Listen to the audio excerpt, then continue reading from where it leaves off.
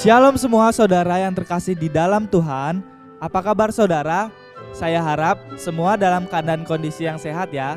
Dan pastinya saudara siap untuk mengikuti ibadah online Gereja Kristus Joban pada hari ini. Bagi saudara yang ingin mengikuti informasi gereja, saudara dapat mengikutinya melalui aplikasi gereja. Aplikasi gereja dapat saudara download melalui Play Store dengan mengklik GKJ Family, atau saudara dapat mengklik link deskripsi di bawah ini. Dan jangan lupa juga untuk memfollow Instagram gereja di @newgkj. Gereja secara operasional harus tetap berjalan sekalipun di masa yang sulit seperti ini. Bagi saudara yang rindu ingin memberikan persembahan, saudara dapat mentransfernya melalui rekening berikut. Atau juga saudara dapat melalui aplikasi BCA, Dana, GoPay, OVO, atau bank mana saja yang ada m-bankingnya dengan men-scan QR Code berikut. Bagi saudara yang rindu memberikan persembahan kas sosial, saudara dapat mentransfernya melalui rekening berikut. Sedangkan bagi saudara yang ingin memberikan persembahan persepuluhan, dapat ditransfer melalui rekening berikut. Atau saudara dapat langsung datang ke gereja dan memasukkan kotak persembahan. Terima kasih atas persembahan saudara. Selamat melanjutkan ibadah. Tuhan Yesus memberkati. Shalom semua, saya percaya hari ini Tuhan berikan kekuatan, berikan kesehatan bagi kehidupan kita semua. Saya jemput kita bangkit berdiri, kita bersorak-sorai, kita bersuka cita bagi Tuhan yang memberikan kekuatan atas kehidupan kita. Haleluya.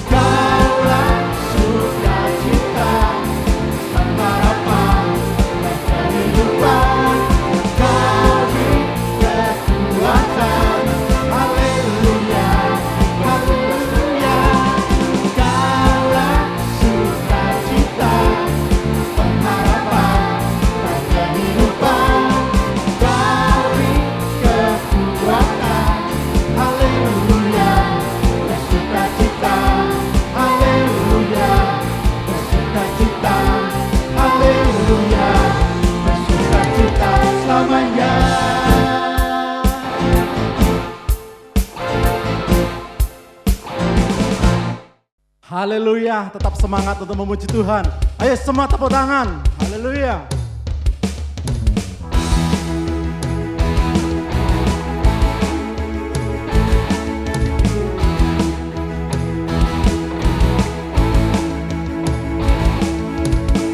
Terpujilah namamu Tuhan, kuat dan kemuliaan.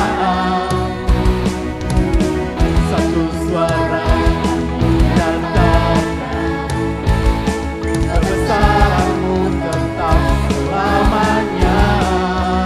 Terpujilah, terpujilah namamu Tuhan, ajarkan pengagungan. Satu hati nyatakan kerajaanmu tetap selamanya.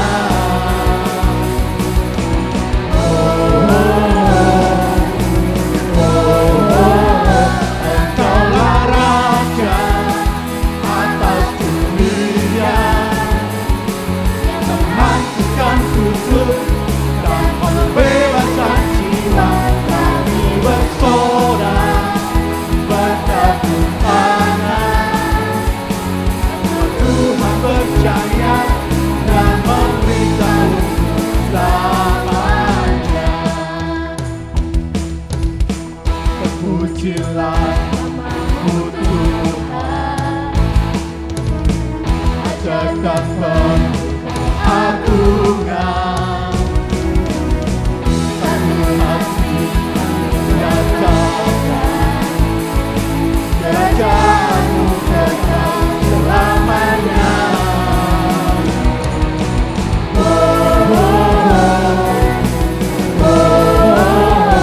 Engkaulah Raja atas dunia, yang menghancurkan kutuk dan membebaskan jiwa dari bersorak. Bertepuk tangan, Tuhan percaya dan memberitahu Engkaulah Raja atas dunia, yang menghancurkan kutuk dan membebaskan jiwa. Engkaulah Raja atas dunia, yang menghancurkan kutuk dan membebaskan jiwa dari bersorak. Bertepuk tangan, Tuhan percaya dan memberitahu Engkaulah Raja atas dunia, yang menghancurkan kutuk dan membebaskan jiwa dari bersorak. Bertepuk tangan, Tuhan percaya dan memberitahu selamanya.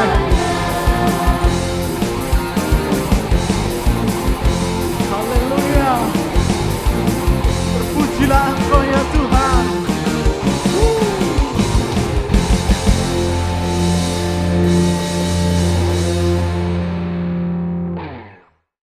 Sebelum mendengar firman Tuhan, mari kita berdoa. Terima kasih Tuhan, kami bersyukur buat hari ini, buat kebaikan, buat kemurahan-Mu yang Kau berikan bagi kehidupan kami.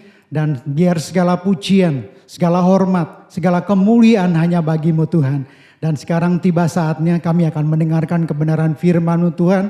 Urapi akan setiap kami yang mendengar akan kebenaran-Mu pada saat hari ini. Kami percaya di saat firman-Mu disampaikan, ada mujizat terjadi, ada perkara-perkara luar biasa terjadi atas kehidupan kami. Urapi akan hamba-Mu yang menyampaikan kebenaran firman, ada urapan yang baru, ada hikmat yang daripada surga turun atas kehidupan hamba-Mu. Sehingga apa yang disampaikan kami percaya adalah isi hati-Mu Tuhan. Terima kasih Bapa, segala bentuk kuasa kegelapan, roh iblis, roh asing yang berusaha untuk mencuri kebenaran firman-Mu. Kami sama-sama manggil nama-Mu yang berkuasa. Di dalam nama Tuhan Yesus, kami tolak, patahkan, usir, enyah, pergi dari hati kami, dari pikiran kami. Roh Kudus yang berdaulat atas kehidupan kami. Terima kasih Bapa, terima kasih. Di dalam namanya Tuhan Yesus Kristus kami berucap syukur. Haleluya. Amin. Shalom saudara-saudara yang kekasih dalam nama Tuhan Yesus Kristus. Bagaimana kabar saudara dalam minggu ini? Jika saudara dalam keadaan tubuh yang sehat, karena Bapa di surga senantiasa memberikan perlindungannya, mari acungkan kedua jempol di depan layar HP, layar laptop atau layar televisi dan serukan haleluya, puji nama Tuhan. Saya mengucapkan selamat kepada yang pertama Bapak Andri David, yang kedua Ibu Wahyu Hermawati, yang ketiga Bapak Obed Tri Sugiantoro yang minggu lalu sudah diwisuda dan mendapatkan gelar AMD-Kes atau Ahli Madya Kesehatan dari salah satu sekolah tinggi kesehatan di Malang. Selamat, Tuhan Yesus memberkati. Mereka bertiga ini adalah pejabat-pejabat di Prodia Denpasar, dan mereka bertiga juga adalah pelayan-pelayan Tuhan kami yang luar biasa. Maju terus, haleluya, puji nama Tuhan. Saudara-saudara, dalam periode ini saya akan menyampaikan seri konflik yang ke-10. Tujuan penting dalam memeriksa firman Tuhan adalah supaya kita makin lama punya hati yang takut akan Tuhan, di mana kalau kita punya hati yang takut akan Tuhan itu mendatangkan hikmat dari Bapa di surga. Hikmat itulah yang kita butuhkan dalam mengarungi kehidupan ini. Dari Mazmur 86 ayat 11 dikatakan, tunjukkanlah atau ajarkanlah kepadaku jalanmu ya Tuhan, supaya aku hidup menurut kebenaranmu. Bulatkanlah hatiku untuk takut akan namamu. Haleluya. Jika saudara mau melihat khotbah-khotbah saya sebelumnya, seri-seri sebelumnya, saudara bisa masuk dalam YouTube, saudara ketik GKJ Family, lalu saudara bisa lihat khotbah-khotbah saya. Sekaligus saya menyambut bagi saudara-saudari yang baru pertama kali bergabung dalam tayangan ibadah online Gereja Kristus Jawaban, baik melalui channel YouTube atau melalui televisi First Media. Tuhan Yesus memberkati.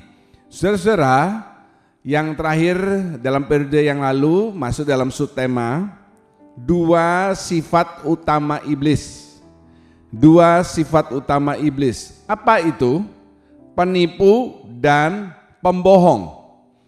Saya bacakan Yohanes 8 dan 44. Iblislah yang menjadi bapamu dan kamu ingin melakukan keinginan-keinginan bapamu.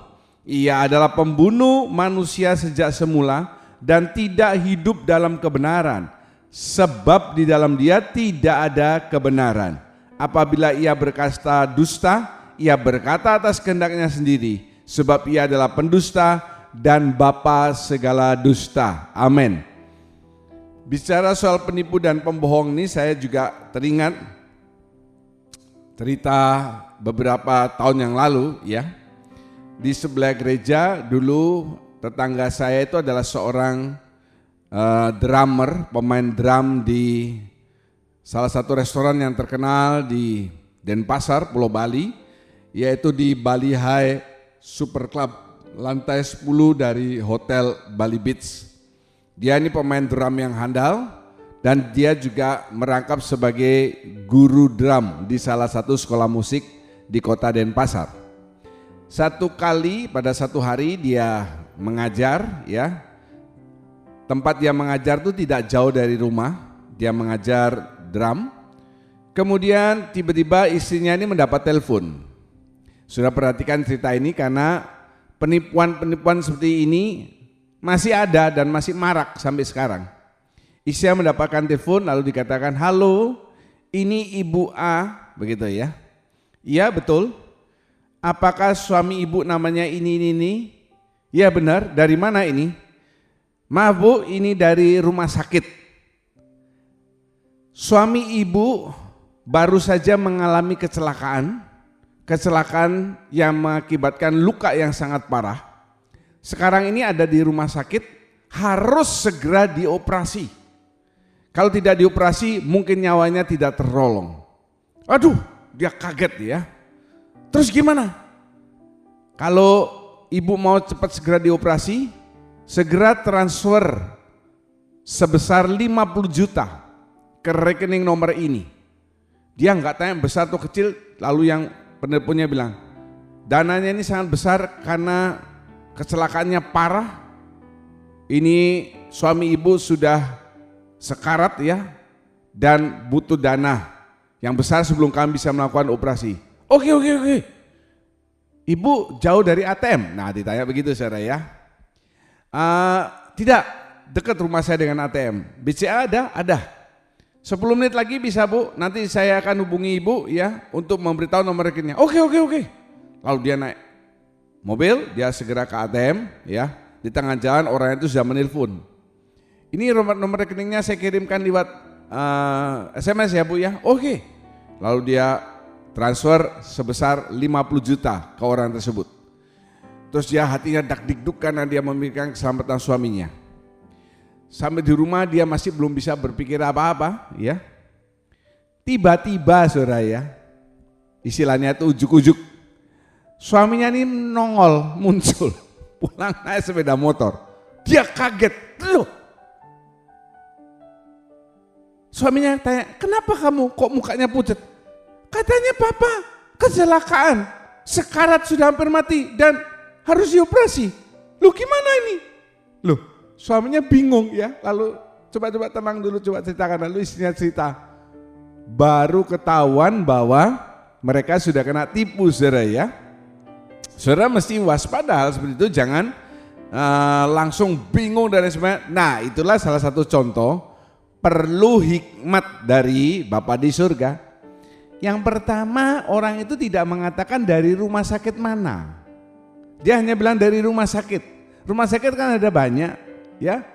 Yang kedua, kita mesti tahu kenapa kok dia tiba-tiba cari situ nomor telepon dan sebagainya. Kok bisa pas? Lah itu kebetulan saja saudara ya. Atau orangnya itu mungkin sudah mengintai, sudah tahu suaminya ini ngajar drum, lagi pas ngajar, istrinya ditelepon. Jadi suaminya ini kan tidak bisa dihubungi. Nah kesalahan yang ketiga adalah harusnya sebelum mentransfer uang, istrinya ini bisa menelpon suaminya, tanya apa benar dan lain sebagainya, kan begitu ya. Cerita itu belum selesai saudara ya.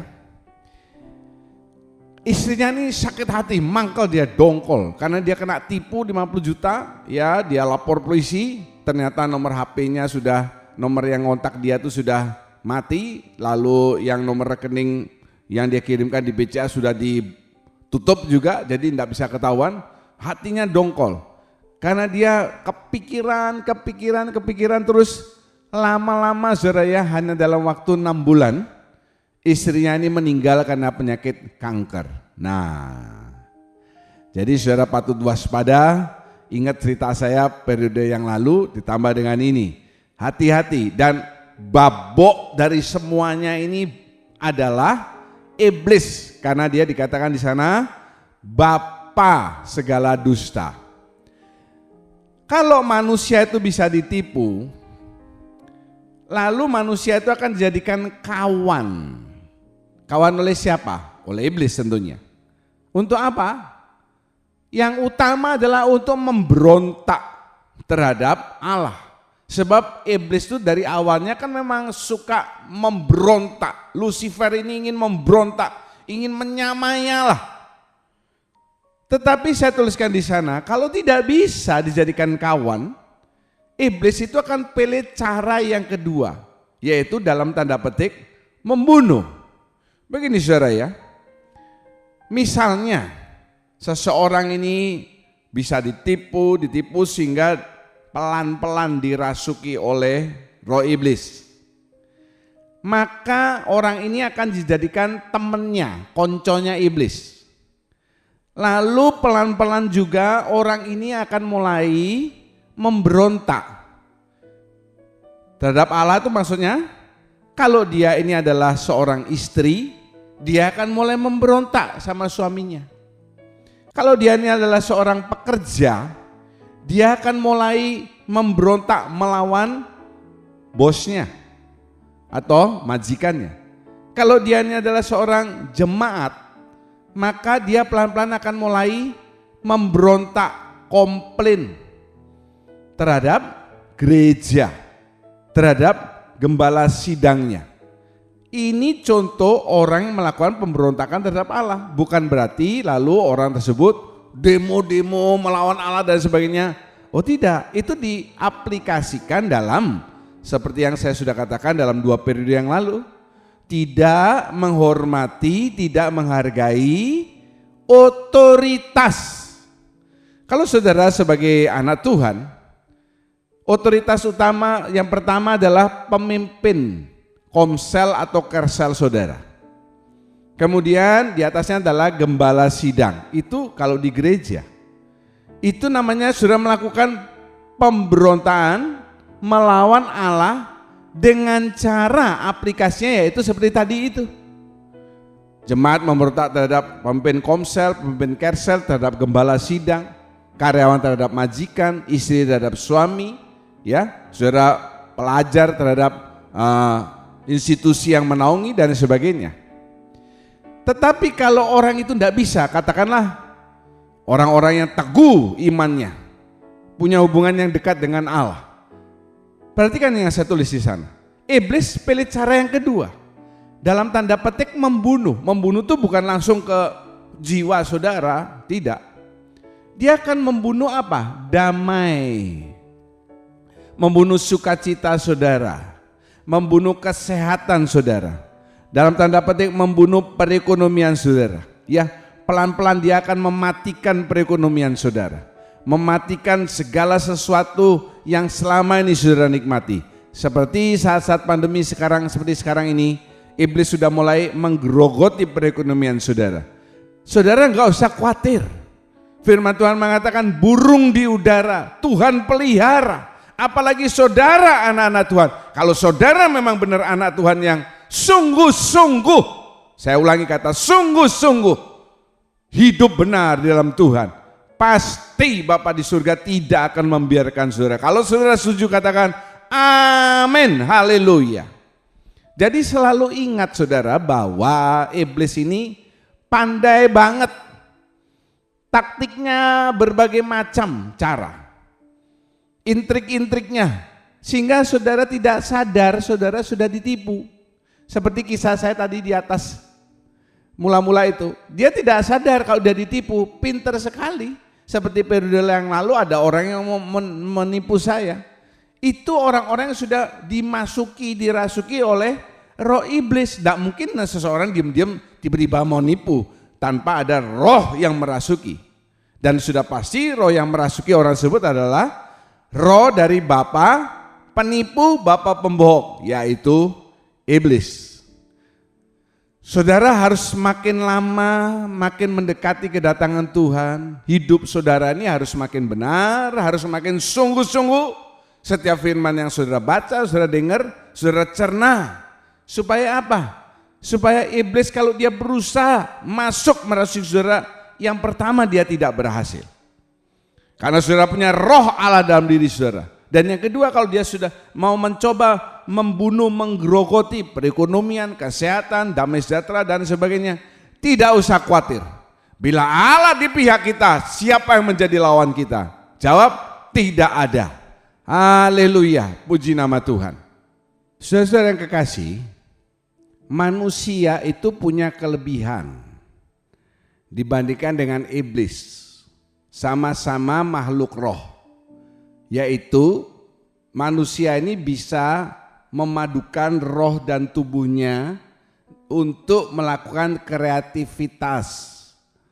Kreativitas itu bisa terjadi karena manusia punya unsur yang kedua, yaitu jiwa. Ya, manusia punya unsur yang kedua yaitu jiwa, pikiran, perasaan, dan kehendak. Iblis itu tidak punya tubuh jasmani. Iblis juga tidak ada jiwanya. Jiwa rohnya dia itu hanya roh untuk membunuh, merusak. Tidak mungkin saudara lalu mendapat berita nanti akan ada konser band yang terkenal, The Satanic Band. Pemain-pemainnya adalah setan-setan, iblis-iblis, roh-roh gentayangan, kuntilanak dan lain sebagainya. Lalu saudara datang ke konser tersebut, alat musiknya bunyi sendiri, ya, tetapi pemainnya kok enggak kelihatan. Yang main itu adalah roh-roh. Tidak bisa saudara. Jadi roh iblis tidak bisa melakukan hal-hal seperti itu. Dia butuh sarana, dia butuh istilahnya itu media. Media yang paling utama, yang paling dia senangi, saya ulangi ya saudara ya, adalah manusia. Dia bisa memakai media benda. Misalnya pohon yang dikeramatkan, batu-batu yang dikeramatkan, keris, jimat dan lain sebagainya. Tapi dia paling senang manusia, kenapa? Karena sama-sama makhluk roh. Benda tumbuhan itu enggak punya roh, ya. Jadi iblis tidak bisa melakukan hal-hal seperti kita ini secara jasmania. Karena dia tidak punya tubuh jasmani dan dia tidak memiliki jiwa, pikiran, perasaan, kehendak. Misalnya habis iblis menyakiti saudara, menipu saudara, lalu iblis merasa sedih, dia merasa galau. Tidak mungkin karena dia tidak punya hal seperti itu.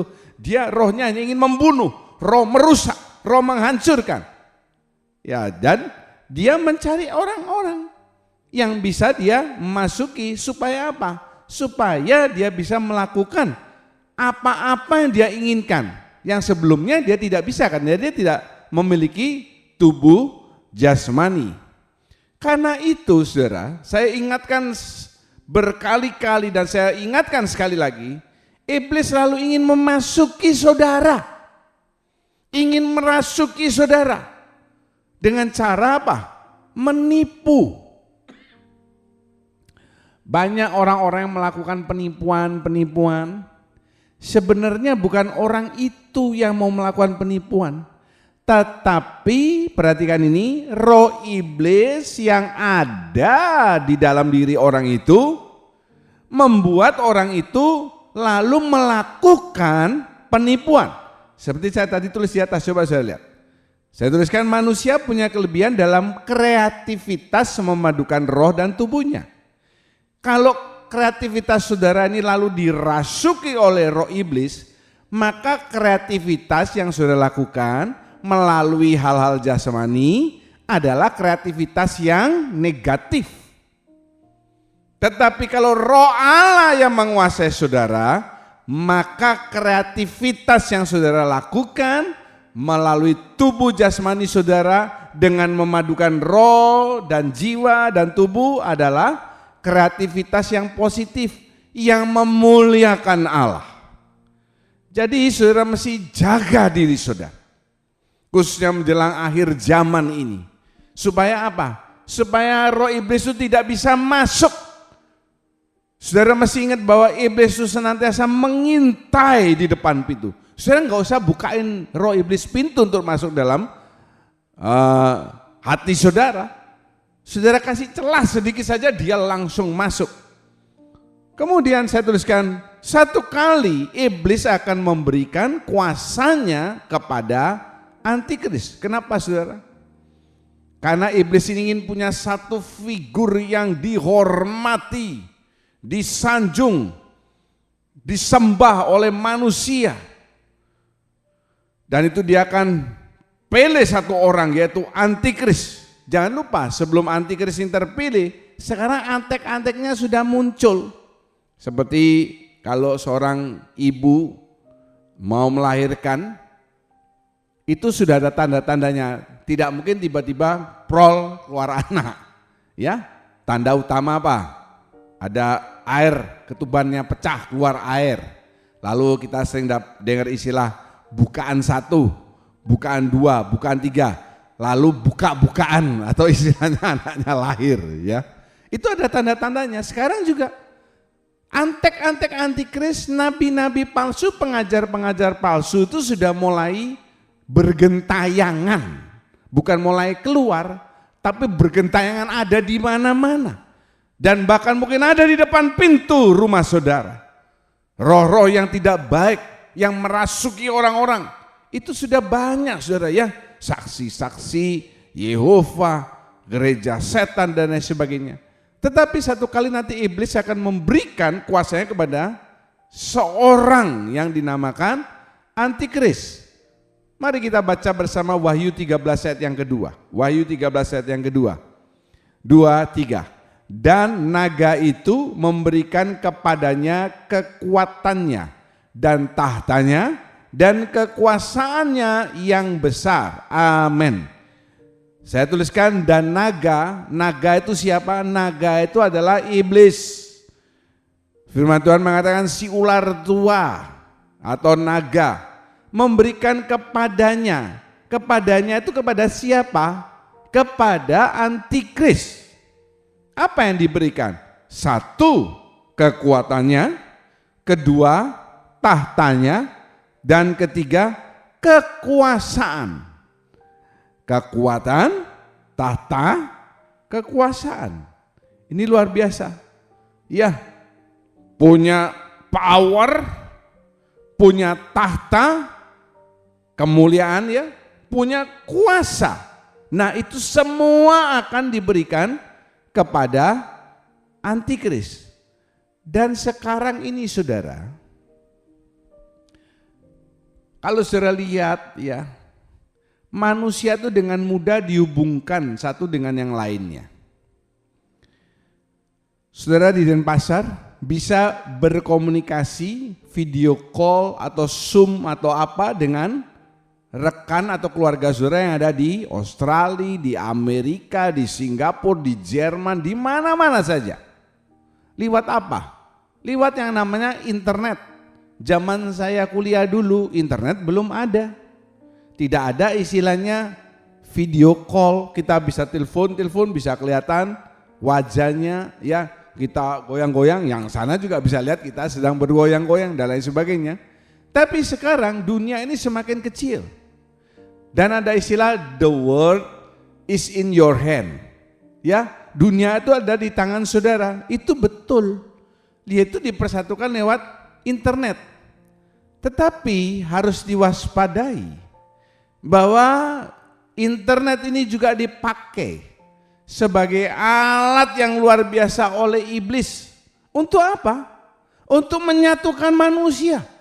Iblis itu senangannya keroyokan saudara ya. Ujung-ujungnya ada dipakai untuk melawan Allah. Saya ulangi lagi.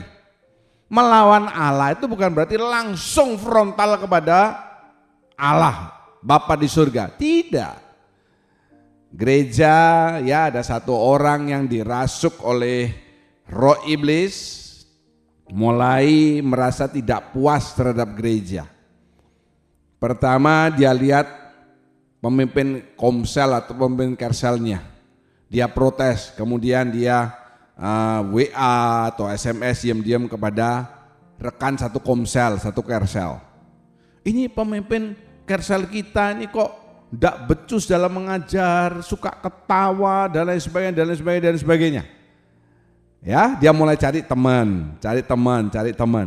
Nanti kalau temannya sudah banyak, mulai gereja kita ini kok kurang begini ya, kurang perhatian ya, gembala sidangnya kok cuek ya, kok tidak menjalin komunikasi ya, kok begini, kok begitu dan lain sebagainya, kok keras, kok kaku. Nah, itu salah satu contoh melawan Allah, melawan otoritas. Sebab sebenarnya, saudara perhatikan, kalau saudara masih ingat, otoritas itu ditetapkan oleh Allah. Saudara melawan otoritas sama dengan saudara melawan Allah. Nah, kembali kepada internet ini, hati-hati saudara. Internet ini media yang luar biasa, yang dipakai oleh iblis, bisa menyatukan manusia dalam waktu sekejap saja.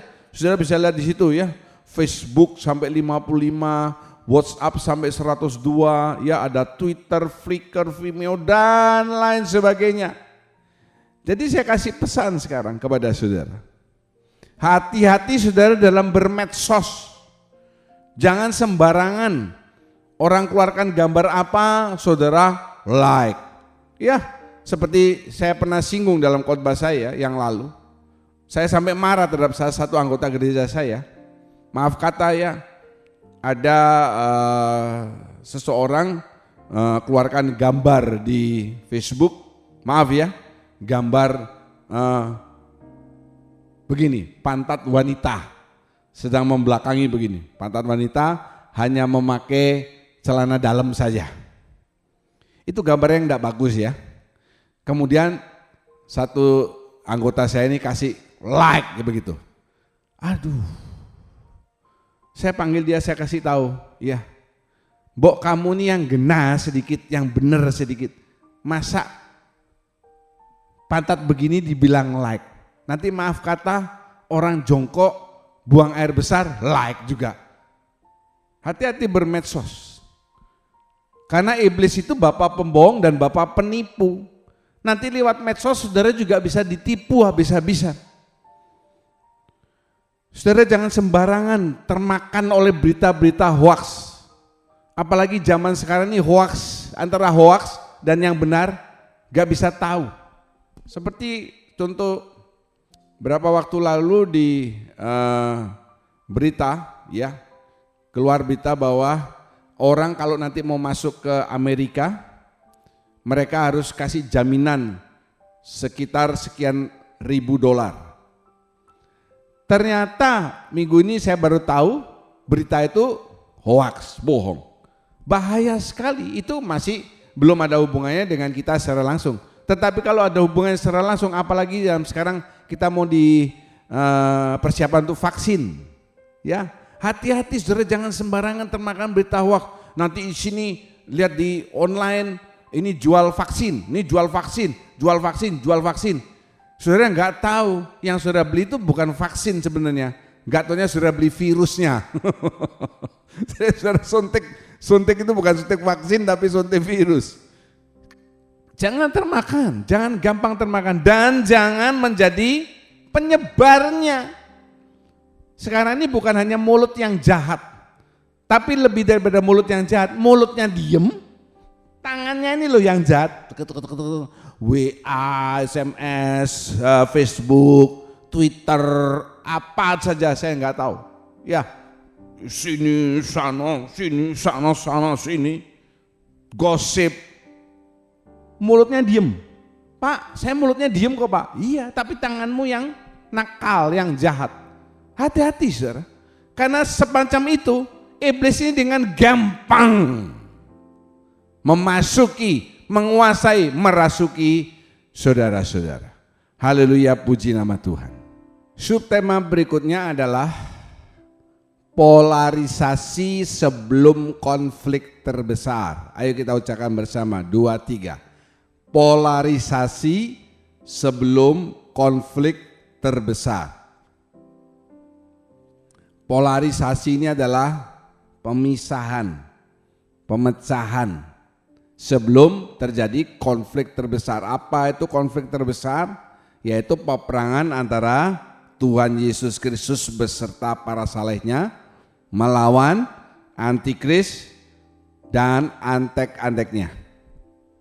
Saudara, konflik terbesar, saya tuliskan yang pasti satu kali akan terjadi, itu dimulai dengan polarisasi, pembagian, pemisahan antara orang-orang yang tetap mau melakukan kebenaran firman Tuhan, dan orang-orang yang makin tidak melakukan kebenaran atau melenceng dari garis-garis firman Tuhan.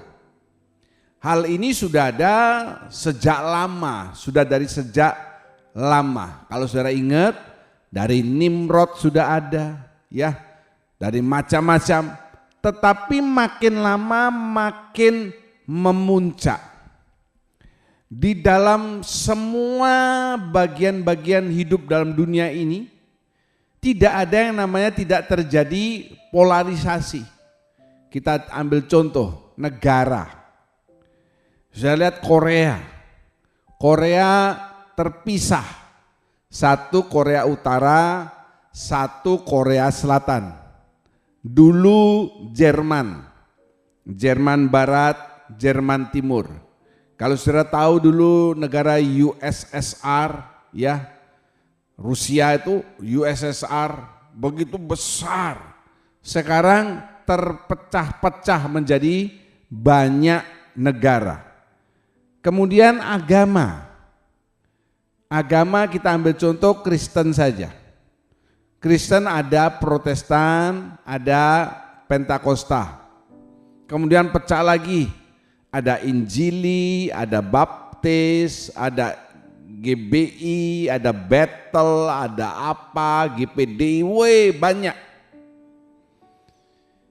Dalam segala aspek itu akan ada ya, partai politik juga, dan sekarang kita akan barusan kemarin pilkada. Ada yang mendukung ini, ada yang mendukung itu, meskipun sekarang situasi COVID tetap saja ada pendukung-pendukungnya yang berkelahi karena membela calon yang mereka usung. Nah, itu namanya polarisasi dan makin lama makin memuncak nantinya. Hanya ada dua saja yang tetap melakukan kebenaran firman Tuhan, pengikut Kristus yang sejati, yang sungguh-sungguh. Saudara mesti perhatikan kata yang saya tekan, sungguh-sungguh. Saudara mungkin orang Kristen, anak Tuhan, tapi saudara tidak sungguh-sungguh. Saudara mungkin dengar firman, baca Alkitab, tapi saudara tidak sungguh-sungguh mendengarkan, mencerna, melakukan. Dengan bagian yang kedua adalah orang-orang yang asal-asalan. Dengar firman ya, ibadah online ya, perpuluhan ya, persembahan ya, tetapi hidupnya secara tidak dia sadari sudah melenceng dari garis kebenaran. Dan makin lama hal ini akan makin memuncak.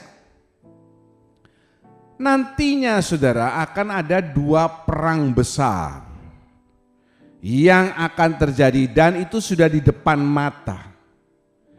Saya ulangi, dua perang besar yang pasti akan terjadi karena firman Tuhan ini ya dan amin dan bukan dongeng. Kalau saudara setuju katakan haleluya. Pasti akan terjadi dua perang besar. Saudara harus ingat ini baik-baik. Yang pertama adalah perang Harmagedon. Ayo kita katakan bersama. Perang Harmagedon.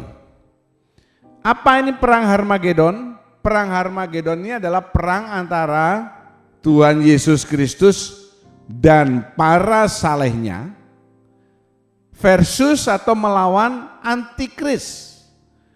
Dalam Alkitab dituliskan the beast, binatang. Binatang apa? Ya, binatang buas, the beast. Dan para pengikutnya, antikris dan antek-anteknya. Perang ini nanti akan terjadi di lembah Megido. Coba kita baca dulu bersama Wahyu 16 ayat 16. 2, 3. Lalu ia mengumpulkan mereka di tempat yang dalam bahasa Ibrani disebut Harmagedon. Amin. Ia siapa? Antikris. Mengumpulkan mereka. Siapa mereka? Pengikutnya. Pertanyaannya, kenapa kok antikris ini berani berperang melawan Allah? Kenapa? Karena dia merasa pasukannya, pengikutnya sudah banyak. Dia merasa kuasanya sudah besar. Karena apa? Iblis sudah memberikan seluruh kuasanya kepada antikris. Karena dia sudah merasa jumawa, merasa kuat, merasa banyak pengikutnya. Lalu dia menantang melawan Allah. Terjadi di lembah Megido atau lembah Yosafat atau lembah penentuan. Nah, itu kata-kata yang ada di dalam Alkitab.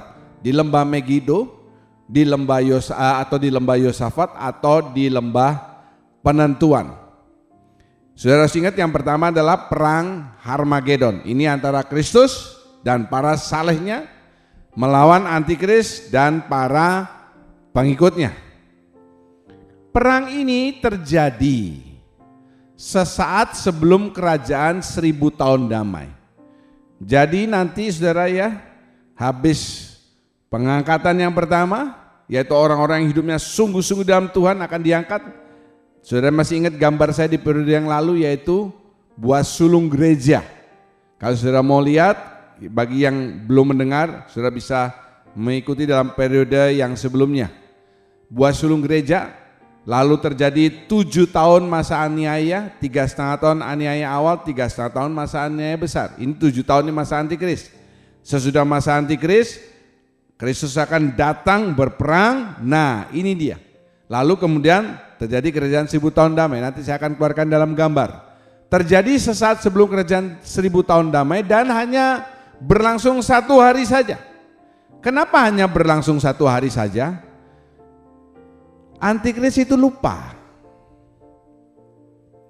Dia ini dapat kuasa dari setan, dari iblis lebih tepatnya.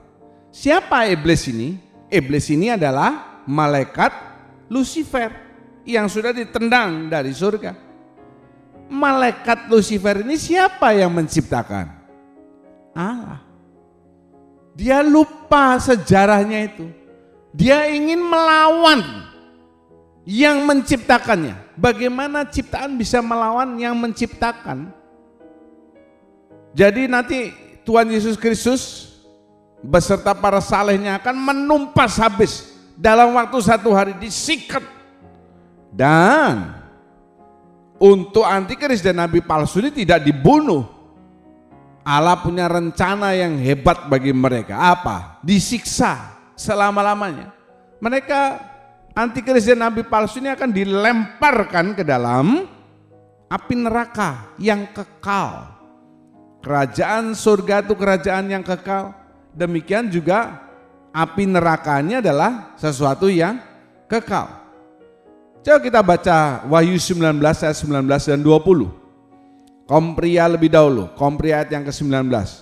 2, 3. Dan aku melihat binatang itu dan raja-raja di bumi serta tentara-tentara mereka telah berkumpul untuk melakukan peperangan melawan penunggang kuda itu dan tentaranya. Kaum wanita. Maka tertangkaplah binatang itu bersama-sama dengan dia nabi palsu yang telah mengadakan tanda-tanda di depan matanya. Dan dengan demikian ia menyesatkan mereka yang telah menerima tanda dari binatang itu dan yang telah menyembah patungnya. Keduanya dilemparkan hidup-hidup ke dalam lautan api yang menyala-nyala oleh belerang. Amin. Coba lihat ayat ini. Binatang itu the beast. Siapa the beast? Antikris kan? Lihat catatan di sebelumnya. Raja-raja di bumi, tentara-tentara mereka telah berkumpul. Nah, saya katakan tadi, kenapa kok antikris ini berani melawan Allah? Karena dia merasa yang menyokong dia sudah banyak. Dia sudah dituliskan oleh firman Tuhan. Raja-raja di bumi, tentara-tentara, pasukan mereka untuk melakukan peperangan melawan penunggang kuda. Kalau sudah lihat di Alkitab, penunggang P itu P besar. Karena itu menunjuk kepada Tuhan Yesus Kristus. Dia akan datang dengan berkuda dari kerajaan surga beserta para salehnya. Kemudian ayat 20, binatang itu dengan nabi palsu tertangkap. Mereka mengadakan tanda-tanda. Tanda-tanda apa? Tanda-tanda mujizat. Tanda-tanda yang luar biasa. Jadi saudara ini sebagai anak Tuhan jangan gampang tertipu. Di sana ada KKR. Ya, saya pernah tahu ini beberapa tahun yang lalu. Ada seorang yang dipakai oleh Tuhan, pakai kata-kata dipakai oleh Tuhan. Mengadakan mujizat yang luar biasa. Yang botak, yang gundul, bisa tumbuh rambut. Wih, kepingin enggak? Ya bagi saudara yang botak atau gundul, ya kepingin saudara. Sayangnya ada satu mantan anggota kami yang maaf kata, agak botak begitu, tertarik dengan omongan semacam itu. Dia datang ke gereja tersebut. Saya tahu dia datang dari laporan yang lain ya. Terus lewat 2 minggu saya tanya, kok rambutmu enggak tumbuh-tumbuh? Iya, lah kalau misalnya rambut ini benar ya, tumbuh, yang botak bisa tumbuh rambut, tidak diomongkan kan tumbuhnya ini sampai berapa senti. Lah kalau tumbuh terus, tumbuh sampai sekian meter, apa enggak pusing dia? Kan bisa digunting Pak. Iya tapi tumbuhnya ini lebih cepat dari pertumbuhan yang normal. Loh saudara, kalau sudah botak, sudah rontok rambutnya, ya sudah. Gak usah cari yang aneh-aneh. Hati-hati. Orang ini omongnya hamba Tuhan. Itu yang seringkali menyesatkan orang Kristen. Yang bisa menyesatkan anak-anak Tuhan itu bukan orang-orang dari maaf kata agama lain. Tetapi dari intern sendiri ini paling gampang menyesatkan. Kalau ada hamba Tuhan yang berkhotbah dan dia pelan-pelan memberikan khotbahnya, istilahnya indoktrinasinya, pengajaran yang salah, otomatis jemaat ini juga akan tersesat.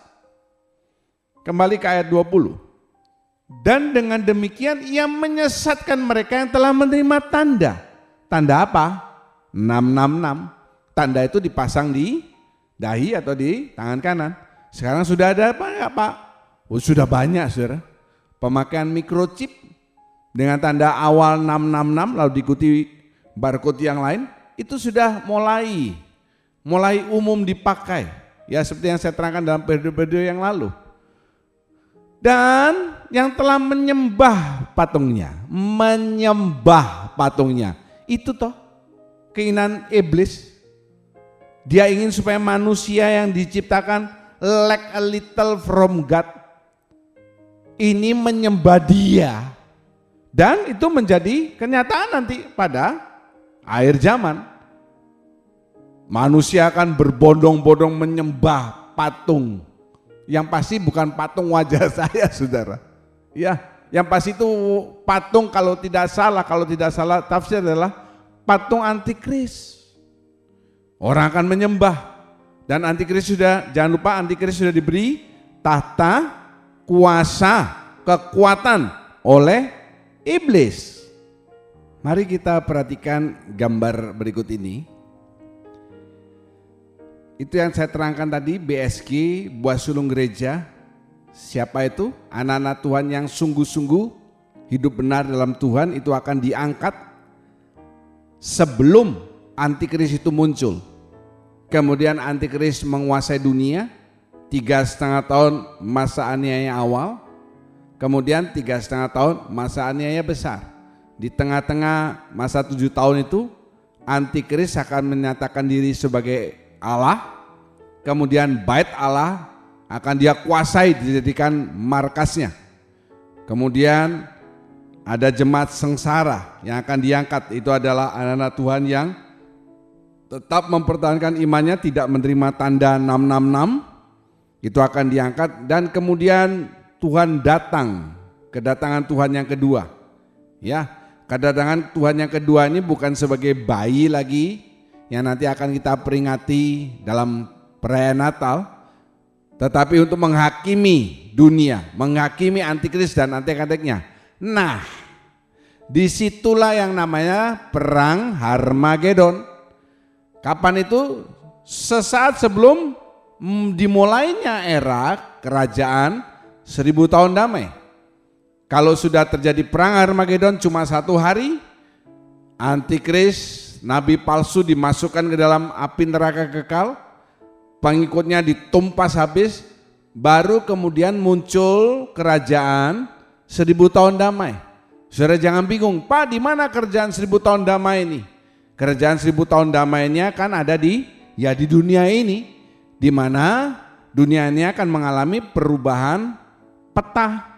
Kok bisa bicara seperti itu Pak? Nah saudara bisa baca dari kitab Wahyu secara cermat, di mana dalam masa aniaya besar dan menjelang Tuhan datang yang kedua ini, itu akan terjadi macam-macam bencana alam, gempa bumi, ini itu yang menyebabkan peta dunia ini berubah. Kemudian akan masuk era kerajaan 1000 tahun damai. Yang namanya 1000 tahun damai itu damai, full damai. Tidak ada perang, ya. Manusia tidak makan daging, akan kembali kepada seperti penciptaan, makan tumbuh-tumbuhan dan biji-bijian. Singa tidak makan kijang, domba atau apapun, tidak. Mereka akan kembali seperti yang namanya itu damai. Firman Tuhan sudah menuliskan dalam kitab Nabi Yesaya, anak-anak akan bermain dengan beruang, dengan anak singa dan lain sebagainya. Seperti itu saudara, betul-betul kerajaan 1000 tahun damai. Tidak ada yang namanya dosa. Kalau ada orang berbuat salah, itu bukan karena iblis. Karena apa? Karena antikris, di mana iblis memberikan kuasanya, jangan lupa ya, itu sudah di api neraka. Kalau ada orang berbuat salah atau berbuat dosa, itu karena keinginannya dia sendiri. Dan apa yang akan terjadi? Orang itu langsung mati, langsung mati, langsung mati. Siapa yang akan memerintah?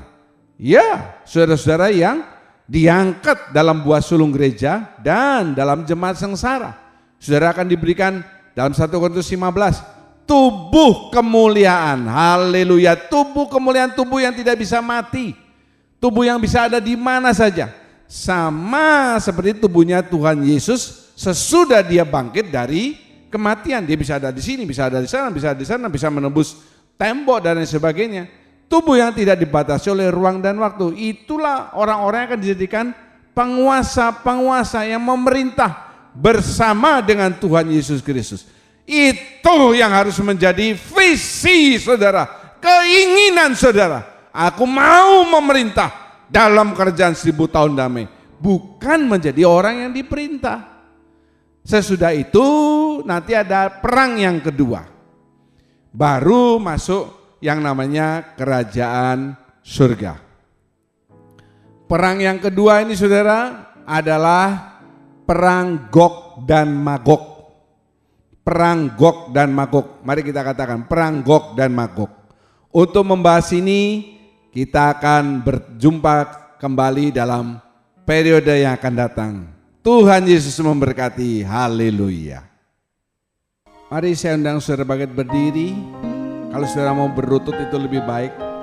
Perjamuan kudus adalah bagi mereka yang sudah dibaptis sesuai firman Tuhan. Above all power, above all kings, above all nature and all created things, above all wisdom and all the ways of man, you were here before the world began. Above all kingdoms, above all thrones, above all wonders the world has ever known, above all wealth and treasures of the earth, there's no way to measure what you're worth. Crucified, laid behind a stone, you live to die, rejected and alone, like a rose trampled on the ground. You took the fall and thought of me above all. Atas semua kuasa dan semua raja, atas semesta segala ciptaannya, atas semua hikmah dan jalan manusia, Kau telah ada sebelumnya.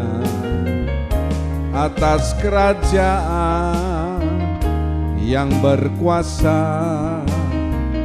semua kejayaan di dalam dunia, atas semua harta kekayaan yang ada, Kau lebih dari segalanya. Mari angkat kedua tangan saudara. Disiksa, dan disalibkan, telah mati, selamatkan hidupku. Betapa Kau mengasihiku,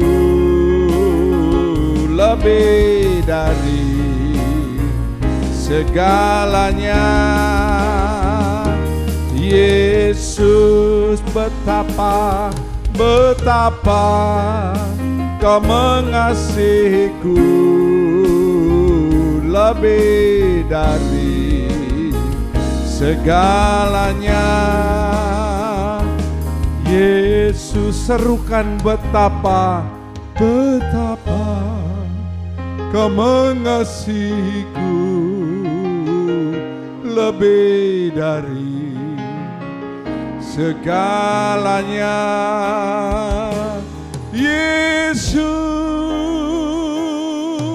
yerelelelele, hurralala waralala, irelelelele alawalala, oh rekilelelelelelelele, iralawalalalalala,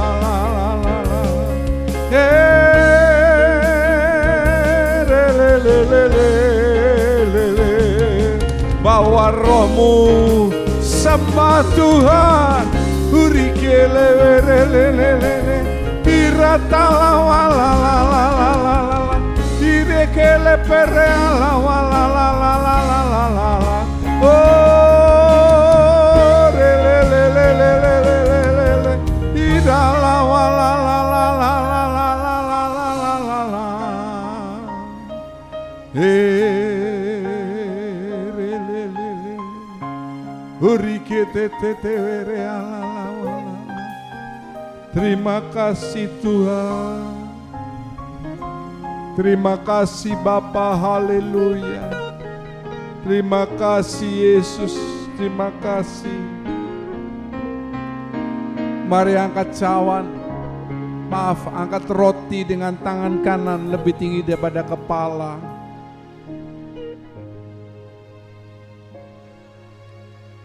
Malam itu Yesus berkata, setiap kali engkau melakukan, ingatlah akan kasihku kepadamu.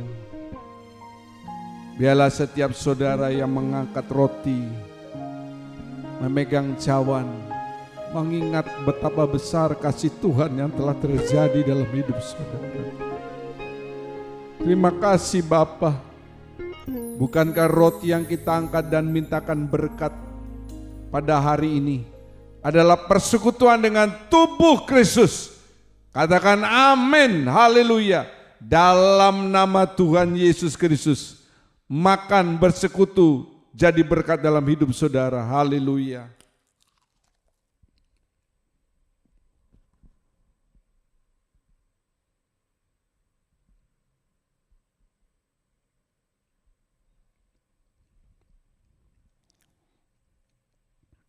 Angkat cawan berisi anggur lebih tinggi daripada kepala dengan tangan kanan. Taruh di bawah salib Kristus. Saudara yang membutuhkan, ambil setiap tetesan darah Kristus. Tetesan darah anak domba Allah yang tidak bercacat dan tidak bernoda. Akan sanggup menolong apapun masalah saudara. Menyembuhkan apapun sakit saudara. Membebaskan saudara segala macam ikatan-ikatan kuasa kegelapan, dan memberikan tanda darah di dalam kehidupanmu sebagai anak Tuhan Yesus Kristus. Terima kasih. Bukankah cawan berisi anggur yang kita angkat mintakan berkat pada hari ini merupakan persekutuan dengan darah Kristus? Katakan amin. Dalam nama Tuhan Yesus Kristus, minum bersekutu jadi berkat dalam hidup saudara.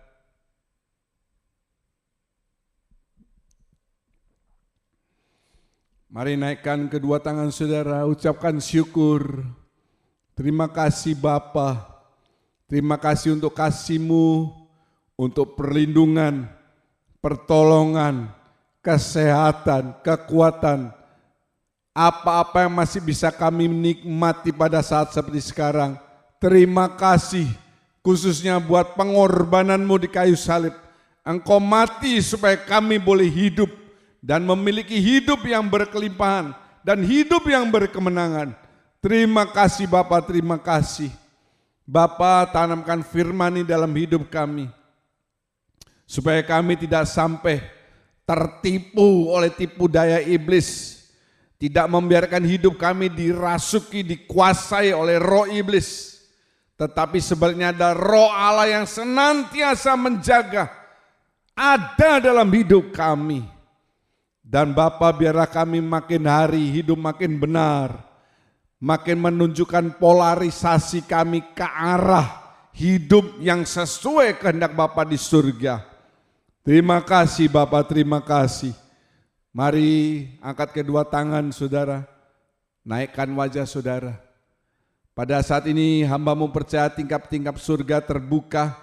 Engkau sedang memandang kami dengan wajah kasih-Mu untuk mencurahkan berkat-berkat yang kami butuhkan dalam setiap aspek kehidupan kami.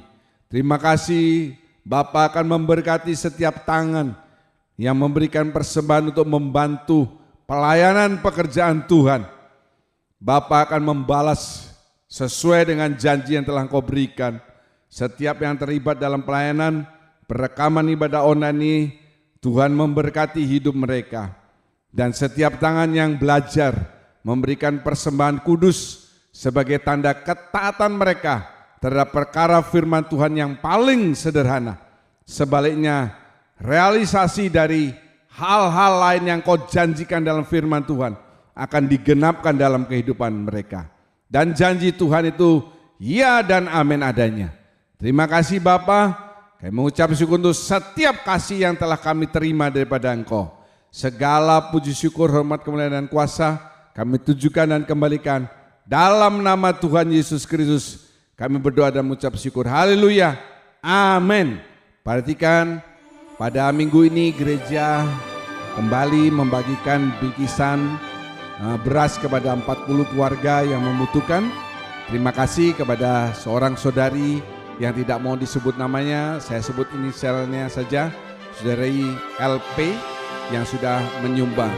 Tuhan Yesus memberkati. Jangan lupa segera ganti status WA saudara dengan link ibadah online ini supaya berita Injil boleh makin tersebar dan banyak orang boleh mengenal jalan kebenaran. Haleluya, selamat berjumpa kembali dalam tayangan kami yang akan datang. Tuhan Yesus memberkati.